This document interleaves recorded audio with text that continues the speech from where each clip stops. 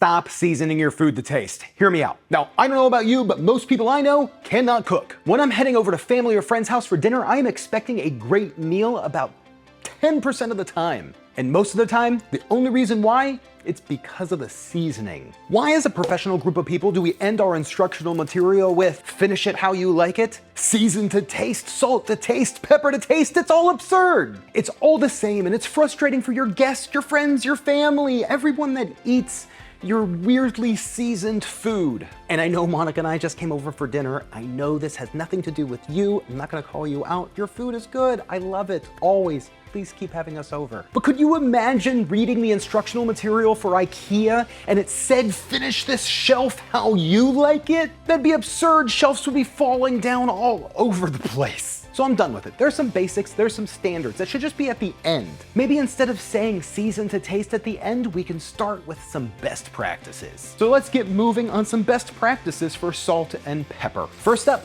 black pepper, the oddly connected spice to salt. Most people should eat about a maximum of 1 tablespoon of black pepper a day, but even that amount could still cause some serious discomfort and upset bellies. So most likely you're not adding a tablespoon to every recipe. But according to Bon Appetit, you are probably using too much, and honestly, I couldn't agree more. Salt makes food taste better, while every other spice and seasoning makes food taste more like that spice and seasoning. And black pepper is no different. Pepper is spicy, floral, piney, and has some citrusy notes. The more black pepper you add, the more your dish is going to taste like black pepper. My best recommendation is, unless the dish is specifically based around the taste of black pepper, like a rub or some sort of pasta loaded with it, then save black pepper towards the end. At this point, all the other flavors should be on point, so this is just the finishing touch. Does it feel like it's lacking like a bit of spice? That's where you're gonna wanna add some black pepper. Start with just a few cracks or just a small pinch. So before we talk about salt, let's talk about what salt is to food. It's a flavor enhancer. So let's talk about other flavor enhancers. Flavor is a combination of taste and smell, and we get a lot of our smells from spices and dry herbs, but the tastes that people salivate over is commonly saltiness. And that's why some of your favorite snacks are like chips, french fries, pretzels, they're all covered in salt. But a problem with salt is its high level of sodium, so there's other flavor enhancers to where you can add more of it and have less sodium. And one of them is something that you're either going to love or hate: monosodium glutamate. Monosodium glutamate is a flavor enhancer that's been used in restaurants, packaged foods, and people's homes for generations. Honestly, it's been used for about 100 years. It's sold in most grocery stores. It's not like a hidden ingredient or like in the poison aisle. It's in the seasonings right below your salt and pepper. You're most likely gonna see it as Ajinomoto or accent, and sometimes McCormick flavor enhancer. There's a load of controversy that surrounds MSG, but like all foods, people can have a sensitivity to it. Some people get headaches, some people it triggers really bad headaches, migraines. It could be bad. But just like anything, not everyone's affected. And for the people that are not affected, there's nothing wrong with it. And you're able to use it, making your food taste better by using far less sodium. And according to the FDA, most Americans are getting way too much sodium anyways. So if you're okay with using it, go ahead. If you're not, don't! My video stating that's okay doesn't mean that you have to use it. Use salt, you'll be fine. If you're making dinner for friends and family, ask them first. But if you are gonna be using it, the best place to start is honestly the tiniest of a pinch. The serving is about a half teaspoon for 4 servings of food. But Kenji Lopez Alt has said that he has used up to a half a teaspoon for 1 serving. Personally, I like to start small with MSG because you'll notice the difference. Now I know I said not to season to taste, but with MSG, you're seasoning to greatness. And speaking of greatness, now is a great time for the greatest drink ever.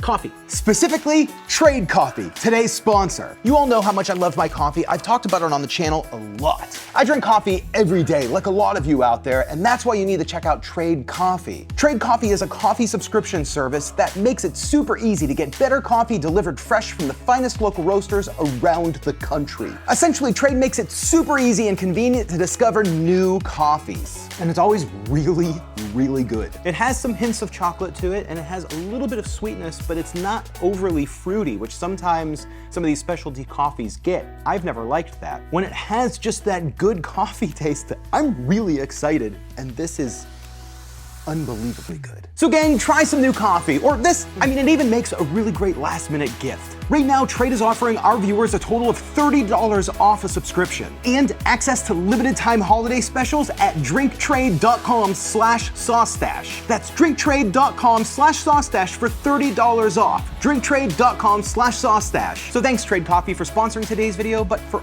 always being a great sponsor, and for providing me with some really great coffee over the years. I mean, this stuff's always been good. Okay, so let's move on, but still not salt, because there's other things that have flavor-enhancing properties. Acid. Lemon juice, vinegar, really anything acidic has the ability to enhance the flavors of food. I don't want my food to taste like limoncello. Well, don't worry, it doesn't have to. That's not what we're going for here. Acid, like salt, makes food pop until you add too much, and then it just tastes like that acidic thing. A little bit of lemon is gonna make it pop. A whole lot of lemon is gonna make it taste like a Sour Patch Kid. For lemon, again, it's not that much. You only need about a 1/4 teaspoon per serving of food. According to foodandwine.com, if your dish is properly salted but you feel like it's still falling flat, it might just need a little burst of acidity to make your mouth water. Now, not just lemon. Next time you're making a tomato sauce and it seems like it's coming out a little flat, just toss in about a tablespoon of vinegar and see what happens.